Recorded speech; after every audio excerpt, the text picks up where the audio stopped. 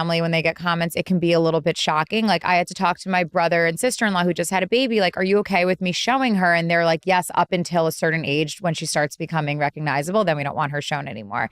So that's just a conversation I always have with my friends and family to kind of, I chose this career. I chose to be a public figure. So I know what comes with that, but everybody in my life did not. And so I'm always really cautious and sensitive to that fact that even one comment, when I get thousands a day, can be really intense for somebody to deal with. How do you combat any negative comments? Is there something that you do now, a practice that you have? I feel like listening to you on Melissa, it seems like you've had a full mind-body evolution. Totally. I used to address a lot of them, and now I do not pay attention to it. And I truly mean that. It's not like I go behind and I read it and I cry about it separately. I literally don't pay attention to it. Good for you. I either laugh at it or I change my mindset to really just feeling bad for people who take the time to write a negative comment about someone else. Like, you have to realize someone like that must be in such an unhappy place that you have to feel sorry for them, because hurt people hurt people. And so once I had that mindset, I was like, all right, I'm not going to address the negativity because I don't want to put that out there to my platform and my community. I'm going to keep it cool here, even though I'm very vulnerable with my followers and authentic. And I like to tell them if I'm having a bad day or if something's happening that I want to share about, I will. But it's just about not addressing it. It just comes with the territory. Heidi Powell just came on this show. She's in the fitness industry, and she said how she deals with it is the same way. It's if the stove is hot and everyone tells you that the stove is hot, why would you keep touching the stove? And that's what going on hate sites or looking at comments, why would you even go there? You wouldn't. You would stop touching it. I think it's challenging because I'll just use this show. Like, you guys have been putting yourselves out there longer than I have, but doing early days of this show, we would take a lot of feedback because we were forming the show and what do people want to listen to. And I think the general temperature of the internet now is productive people that are doing well, typically write like simple, nice, love it, great, move on. Right. But the stuff that's longer winded these days is a lot of negative stuff. And the question you have to ask yourself is this productive in a way that I can take this information, use it to improve the platform? Or is it just hate stuff that's tearing you down? And at some point, like, if it's the hate stuff, it's not productive for you as a person in any like endeavor to pay too much attention to it. Because in order to do anything, put yourself out there publicly, run a company, take a chance on an idea, you almost have to kind of like put the blinders on and just do it, because there's so many naysayers and so many forces against you that if you pay too much attention to that, you just get derailed. Yeah, I love constructive criticism, and I'll ask my followers all the time if I saw there was a slow seller for my clothing brand, I'll be like, what didn't you guys like about this collection, or what do I need to do more of going forward? And so I'll always ask for, what type of content do you want to see? What am I doing right versus wrong? And I welcome that kind of criticism because it's really helpful for me to then be flexible and to innovate and to, transform whatever we're doing with the brand or with my platform or whatever it may be. But, you just can't add fuel to the fire. And I think that's the moral of the story with anything. Like, we went through it for so many years, especially during cancel culture COVID time where, I was particularly addressing basically any accusation or negative comment that came my way.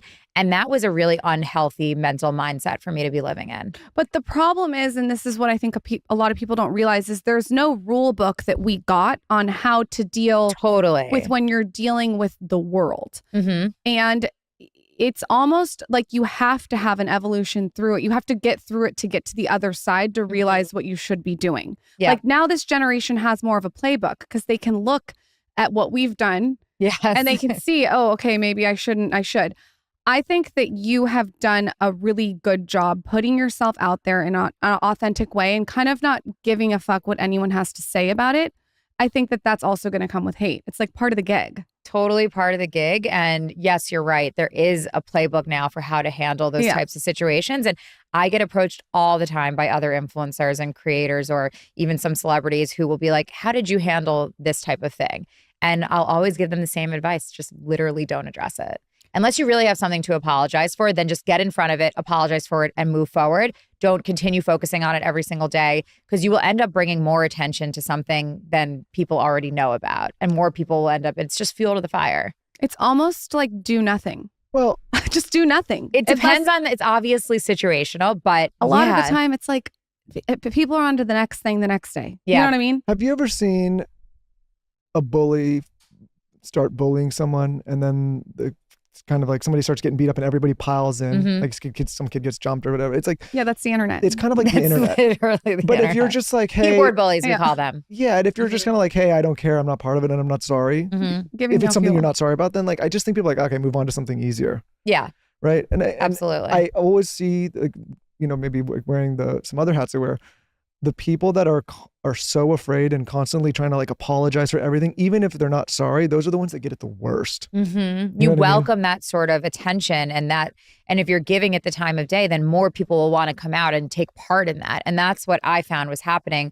And all of a sudden, when I changed my mindset, I changed my attitude, I worked a lot on my mental health. I worked with my life coach to really figure out like, what is my position on social media and this platform? What am I here to do? I'm not here to talk about these things every day. I'm here to help inspire people to talk about my business, to share great clothing. Like that is not really, it didn't feel true to me. And it also was having a very negative effect on my mental health. And then once I made that switch, I was in such a better place as a person. What are the things in your toolbox that you've used to shift mind, body, spirit? Lots of things. Yeah, give us. This is the podcast to give us every. No, little having a life coach, who I've worked with for around 7 to 10 years now.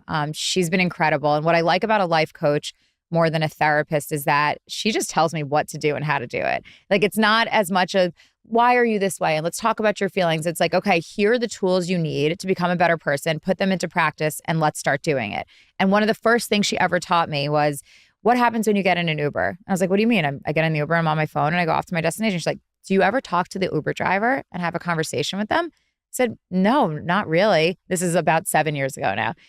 And she said, next time you get in an Uber, say hello, how are you? And find out about the person. And I did. And I swear it changed my life.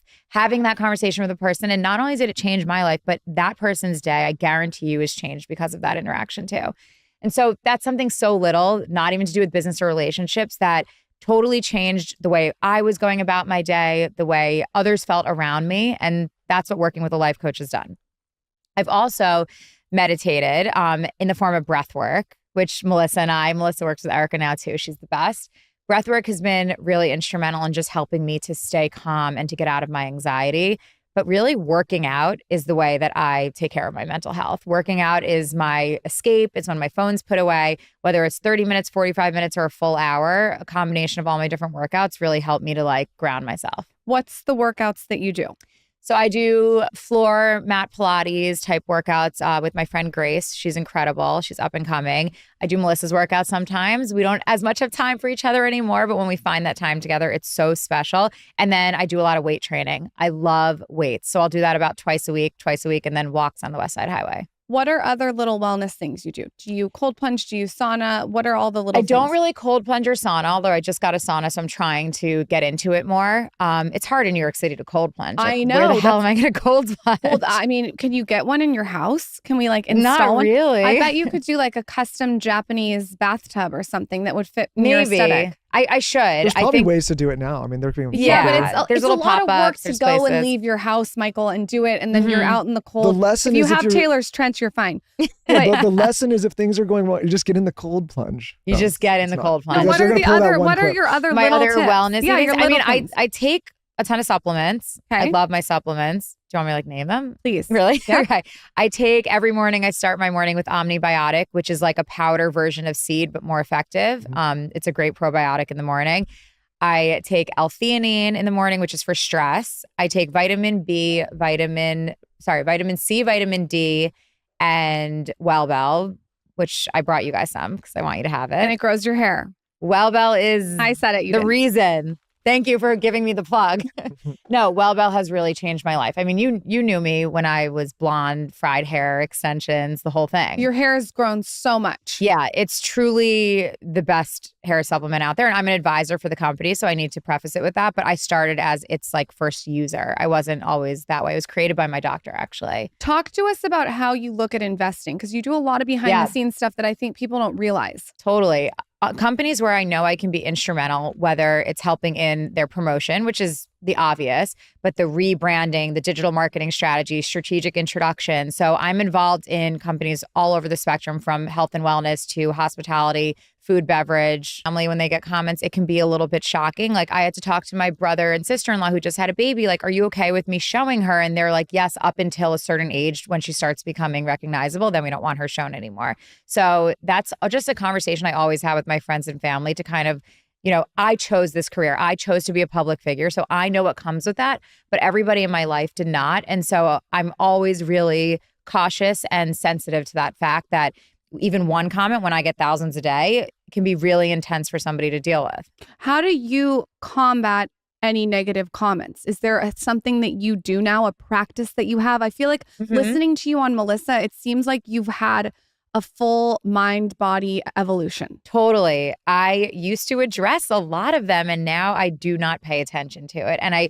truly mean that. It's not like I go behind and I read it and I cry about it separately. I literally don't pay attention to it. Good for you. I either laugh at it or I change my mindset to really just feeling bad for people who take the time to write a negative comment about someone else. Like, you have to realize someone like that must be in such an unhappy place that you have to feel sorry for them, because hurt people hurt people.